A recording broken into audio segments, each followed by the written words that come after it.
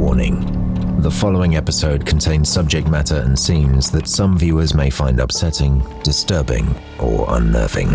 Please note, viewer discretion is advised at all times. Sit back and enjoy. We've heard of love stories that stand and survive the test of time, overcoming overwhelming odds and obstacles to be with their one true love. Romeo and Juliet, Cleopatra and Mark Antony, Bonnie and Clyde. But what happens when one's desire to spend eternity with their soulmate, by any means necessary, reaches a dangerous level of delusion? Today we tell the tale of Carl and Elena.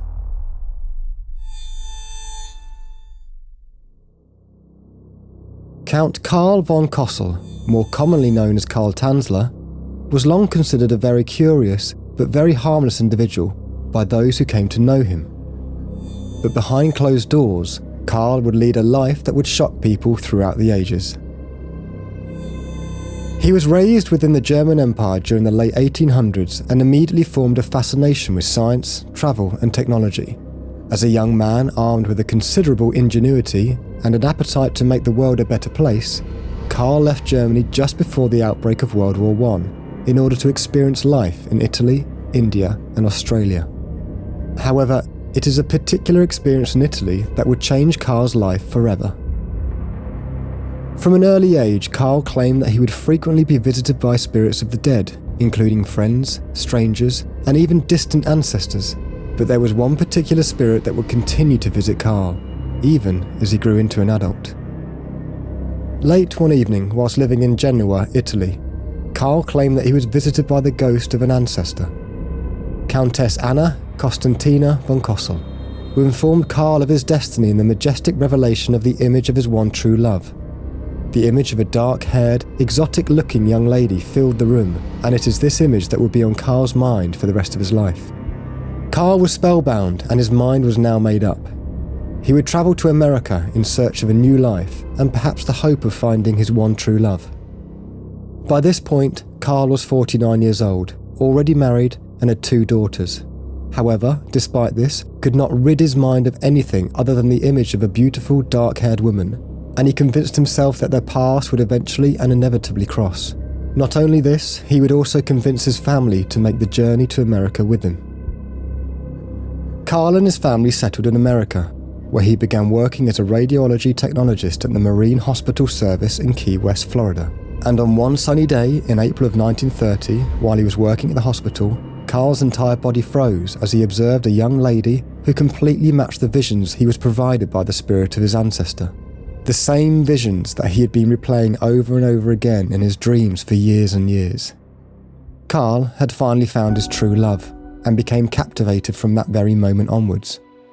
He immediately and obsessively fell madly in love with her. Her name was Maria Elena Milagro de Hoyos, though she would prefer to go by Elena.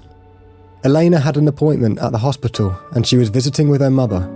Unfortunately for Elena, this particular appointment would reveal a fatal diagnosis of tuberculosis.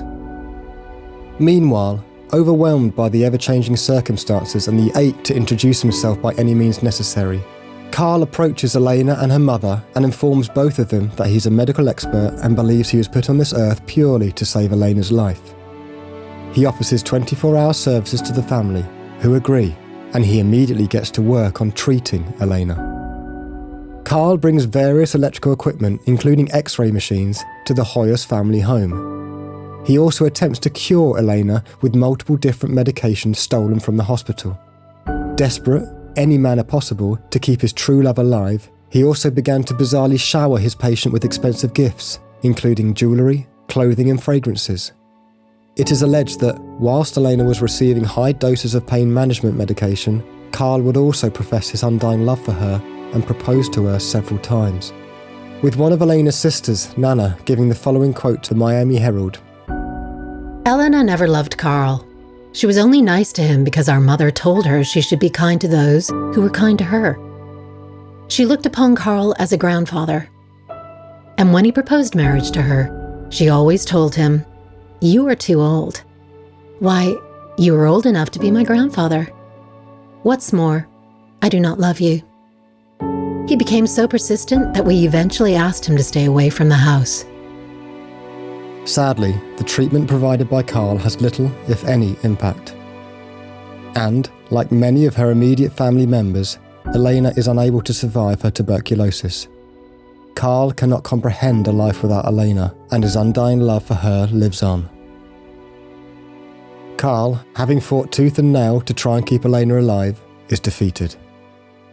And although he tries his utmost to maintain a relationship with the Hoyos family, including paying for Elena's funeral and her grandiose mausoleum, the family try to politely place some distance between Carl and the now deceased Elena when he begins to inform them that her spirit has been appearing in his visions.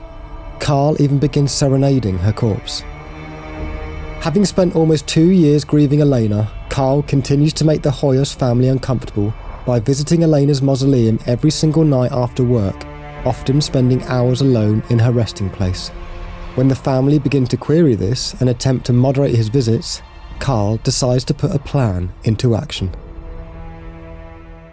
So at this point, the case takes a dangerously dark turn, and despite Carl's best efforts, he has been unable to save Elena, and she would pass away from the effects of her tuberculosis at the age of 22. Carl, compounded by grief and obsession, seems unable to recover from the loss of Elena, and whilst making one of his nightly visits to her mausoleum that he had also commissioned and constructed, he hatched a plan that would leave the world bewildered. Carl decides that he and Elena shall never be apart again.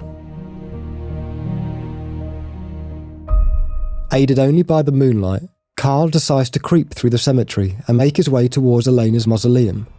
Behind him, he dragged a toy wagon. As he approached her resting place, he had one thing on his mind, that the pair were meant to be together forever, regardless of whether they were alive or not. Carl had even alleged the spirit of Elena had been begging him to release her from the grave. Carl placed Elena's partially decomposed corpse onto his wagon, placed a blanket over her, and took her back to his house. It is here that things take an ever more unsettling turn. Upon realising that Elena's once beautiful appearance had been hindered by decomposition, Carl made the morbid decision to make some medical adjustments. He removed the remaining partially decomposed skin from Elena's body and replaced it with plaster of Paris mixed together with melted wax and silk cloth. He filled various abdominal and chest cavities of Elena's corpse with the same solution combined with old rags. He reattached the seized bones and joints together with piano wire. Carl noticed that the majority of Elena's hair had fallen out to reveal her scalp. To compensate for this, he fashioned a wig out of hair that he'd secretly obtained from her mother and placed it on the corpse. Carl removed Elena's eyes and eyelids and fitted the remaining socket with glass eyes. And finally, after dressing the corpse in old clothes belonging to Elena and decorating her remains in stockings, gloves, makeup and jewellery, Carl began to routinely smother the corpse in unimaginable amounts of perfumes, preservatives and disinfectants to prevent the release of a decaying odour. Carl would then keep Elena's heavily manipulated remains in bed with him. He would sleep with her corpse, eat with her corpse, speak with her corpse, and even dance with her corpse, one occasion of which was witnessed by local children through an open window in his house. He would also allegedly have intercourse with the corpse. This was speculated due to the fact a vaginal tube had been inserted into the remains, which allowed for necrophilia. His life now revolved around the lifeless. One boy, aged 10 at the time, recalled the sight of Carl dancing with Elena's corpse in front of an open window. "I've never been able to clear my sight of the mind. It didn't even look like a human anymore. So much reconstruction and so much decay. It was the scariest thing I've ever seen. Her face was an odd, whitish colour that looked more like a wax dummy than a woman's face. And she had horrible, black, staring glass eyes. I still have nightmares about that sight, and I will never forget it." As word quickly spread throughout the community of a disturbed old man dancing with what looked like to be a life-size doll, word also made its way to the Hoyos. Elena's sister, Florinda, had heard the unfathomable rumours and made the decision to confront Carl at his home. Carl could not respond to the accusations or even look at Florinda in the eye, so she made her way into the house. Upon doing so, Florinda discovers the hauntingly preserved remains of her sister in Carl's bedroom. Authorities are immediately notified and the bizarre series of events are shared with the world. Carl is apprehended, psychiatrically evaluated, and found mentally competent to stand trial on the grounds of wantonly and maliciously destroying a grave and removing a body without authorization. Astonishingly, due to the statutes of limitations, the case is eventually dropped despite Carl being held to answer, and he is released.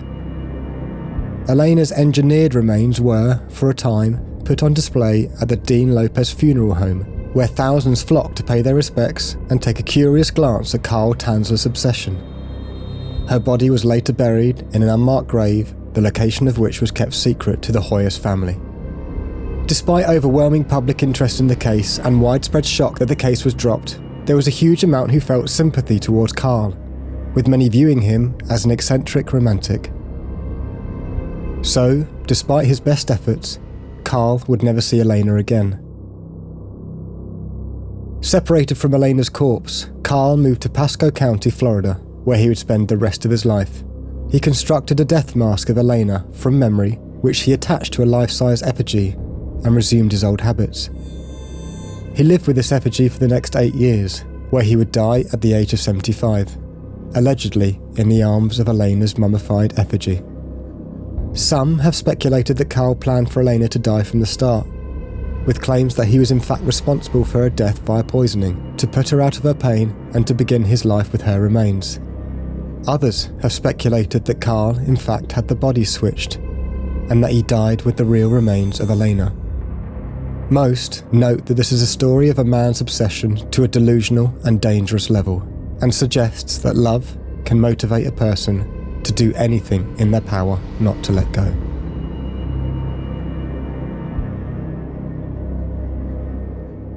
So there you have it, perhaps the creepiest love story ever told. Truly one man's descent into madness and obsession. Until next time, keep doing what you're doing.